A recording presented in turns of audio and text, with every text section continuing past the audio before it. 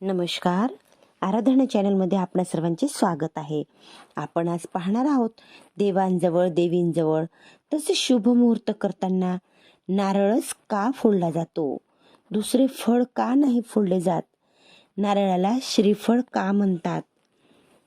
ही सर्व माहिती आपण पाहण्या अगोदर माझ्या चॅनलला नवीन असाल तर लाईक करा, शेअर करा आणि सबस्क्राईब नक्की करा. सज्जन नारळीच्या फळासारखे असतात तर दुर्जन बोराप्रमाणे केवळ बाहेरूनच मनोहर दिसतात. समाजाचा फार मोठा वर्ग बोराचे अनुकरण करणारा असतो. माणसाला चांगले बनण्यापेक्षा चांगले दिसणे अधिक आवडते. चांगले दिसणे हे सरळ आहे, परंतु चांगले बनण्यासाठी माणसाला कष्ट सहन करावे लागतात, झिजावे लागते. त्याचा सारांश असा की आजचा काळ व्यक्तित्व पूजनाचा आहे, चारित्र्य पूजनाचा नाही. नारळ आपल्याला चारित्र्य पूजनाची प्रेरणा देते. बाह्य सौंदर्याच्या अभावामुळे कमीपणा न मानता नारळाने स्वतःचे अंतसौंदर्य फुलवून दाखवले आहे आणि त्यामुळे श्रीफळ हे गौरववान नाव प्राप्त केले आहे. बाह्य सौंदर्य मिळणे किंवा न मिळणे हे मानवाच्या हातची गोष्ट नाही आहे, परंतु मानव जर मनात आणल तर स्वतःचे अंतसौंदर्य तो यथेच्छ फुलवू शकतो. सॉक्रेटिस, इसाप किंवा अब्राहम लिंकन यांच्यासारख्या लोकांनी स्वतःचे विचार सौंदर्य, गुण सौंदर्य किंवा जीवन सौंदर्य ह्यामुळे स्वतःच्या बाह्यकुरूपतेला विसरायला लावले आहे. अंतसौंदर्यापुढे बाह्य सौंदर्य हे गौण बनते. माणसाजवळ अंतसौंदर्य निरखण्याचा डोळा असला पाहिजे. महर्षी अष्टावक्र एकदा राजर्षी जनकाच्या दरबारात गेले. त्यांच्या देहाची वक्रता पाहून राजसभेतील पंडित हसू लागले. त्यांच्या प्रत्युत्तरादाखल अष्टावक्रही हसू लागले. जनकाने पंडितांना हसण्याचे कारण विचारताच त्यांनी सांगितले, आम्ही ह्या ऋषीची 8ही अंगे वक्र असलेली पाहून हसलो. नंतर त्यांनी अष्टवक्रांना हास्याचे कारण विचारले. त्यांनी सांगितलं, जनकासारख्या राजर्षीच्या सभेत विद्वानांऐवजी चांभारांना बसवलेले पाहून मी माझे हसू रोखू शकलो नाही. जनकाने विचारले, ते कसे काय? अष्टावक्रांनी सांगितले, विद्वानाजवळ अंतसौंदर्य पाहण्याचा डोळा असावा लागतो, तो ह्यांच्याजवळ नाही. त्यांनी माझे गुण सौंदर्य, विचार सौंदर्य किंवा जीवन सौंदर्य पाहिलेच नाही. त्यांचे लक्ष केवळ माझ्या ह्या बाह्यकृपतेकडेच गेले. केवळ बाहेरच्या चांबड्याला पाहण्याचे काम चांभाराचे असते, विद्वानांचे नाही. अष्टावक्राचे हे उत्तर ऐकताच सर्व पंडित शर्मिंदे झाले. शिवाय बोर तोंडात घालताच प्रथम गोड व नरम अनुभवाला येते, परंतु त्याच्या आतील बी जवळ कठोरता असते. दुर्जन बाहेरून गोड व मृदू वाटतात, परंतु त्यांचे अंतःकरण हे कठोर असते. नारळाप्रमाणे सज्जनही बाह्य देखावाचा आग्रह राखीत नसल्यामुळे त्यांना ओळखणे फार कठीण जाते. बाहेरून सामान्य व कठोर वर्तनी वाटणाऱ्या लोकांना ओळखण्यात आपण अधिक प्रमाणात चूक करून बसतो. भवभूतीने उत्तर रामचरितात म्हटले आहे की बाहेरून कठोर पण आतून अतिमृदुल असे श्रीफळ हे महापुरुषाची महानता समजवणारे प्रतीक आहे. महापुरुष आत्मशासन करण्यात वज्राहूनही कठोर असतात, तर दुसऱ्याला शिक्षा करण्यात फुलाहूनही कोमल असतात. महापुरुष स्वतःच्या कर्तव्य पालनाच्या बाबतीत निष्ठुर असतात. भावनांचा मृदुल प्रवाह त्यांना कर्तव्याच्या पाऊल वाटेवरून विचलित करू शकत नाही.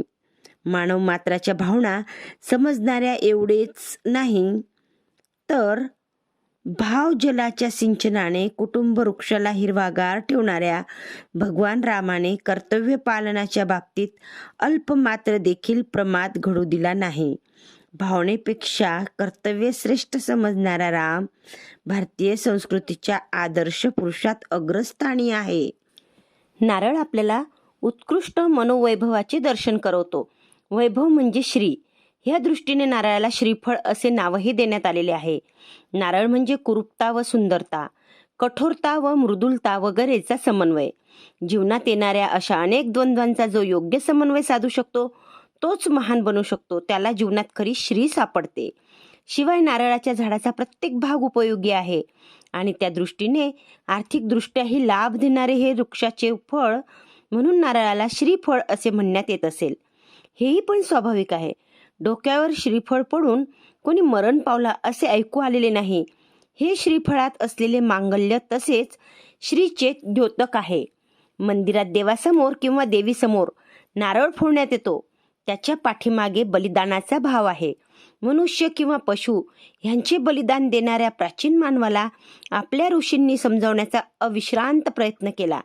उपासनेच्या स्वरूपात दिल्या जाणाऱ्या बलिदानाच्या मागे असलेल्या त्याच्या भावनेला समाधान देण्यासाठी ऋषींनी त्याला विश्वामित्राने निर्माण केलेल्या प्रतिसृष्टीतील नर म्हणजेच नारळ ह्याचे बलिदान द्यायला सुचवले. नारळालाही डोके, शेंडी, नाक, 2 डोळे वगैरे आहेत. मंदिरात फोडलेल्या नारळाचा अर्धा भाग मंदिरात ठेवून खालचा अर्धा भाग प्रसाद रूपात नेण्याची पद्धती आहे. बलिदानाच्या वेळी रक्ताचा छिडकाव झाला पाहिजे. त्यासाठी काय काय करायचे ऋषींनी सांगितले. देव किंवा देवीच्या मूर्तीला सिंदूर लाव आणि त्याच्यावर नारळाच्या पाण्याचा छिडकाव कर. त्यामुळे रक्ताचा लाल रंग देखील पाहायला मिळेल. या रीतीने ऋषींनी मानवाला नरहत्या किंवा पशुहत्येपासून वाचवले. मानवाने हिंसेतून अहिंसेकडे पुढे पुढे जाण्याच्या महान कार्याच्या निमित्ताने श्रीफळाने स्वतःचे बलिदान दिले. या दृष्टीने मानवाच्या सांस्कृतिक प्रगतीमुळे श्रीफळ हे आदिमानव व संस्कृत मानव यांच्यामधल्या सेतूसारखे आहे. शिवाय श्रीफळ हे बारमाही फळ आहे. दीर्घकाळ टिकू शकते. म्हणून प्रत्येक शुभ कार्यात, पूजा कार्यात ते सहजपणे उपलब्ध होते. कोणतेही शुभ कार्य बलिदान दिल्याशिवाय सफल होत नाही. ह्या गोष्टीच्या स्मृती रूपात प्रत्येक शुभ कार्याच्या प्रारंभी श्रीफळाची आवश्यकता स्वीकारण्यात आलेली आहे. श्रीफळ आपल्याला समजावते की बाहेरून कठोर वाटणाऱ्या कितीतरी मानवाच्या आत कोमलपणा असतो. आपण त्यांच्या या मर्मभागापर्यंत पोहोचण्याचा प्रयत्न केला पाहिजे. डोंगरातून जसा झरा वाहतो तसा जर सतत पुरुषार्थ करण्यात आला तर कठोर जीवनातही भावनांचा स्रोत प्रगटू शकतो. समुद्राचा खारटपणा हृदयात साठवून लोकांना गोड पाणी देणारे श्रीफळ आपल्याला संदेश देते की विश्वाचा खारटपणाही हृदयात साठव, पण लोकांना तू गोडपणा देत जा. स्वधर्म पालनात कवटीप्रमाणे कठोर व अंतर्यामी मलईप्रमाणे नरम राहण्याचा बहुमोल जीवनमंत्र श्रीफळ आपल्याला देते. मानवाच्या सांस्कृतिक प्रगतीत बलिदान देणारे प्रतीक म्हणजे श्रीफळ. जीवनात सौंदर्याचा महिमा समजवणारे प्रतीक म्हणजे श्रीफळ. श्रीफळ मानवी मनाच्या वैभवाचे प्रतीक आहे. ते मानवाला जीवनाच्या विभिन्न द्वंद्वात समन्वय साधण्याची दीक्षा देते. कठोर कर्तव्यनिष्ठेची प्रेरणा देते. खारटपणा पिऊन गोडवा देण्याचे अनुपम शिक्षण देते. श्रीफळाच्या या संदेशाला झेला आणि जीवनात खऱ्या अर्थाने श्रीयुत बना.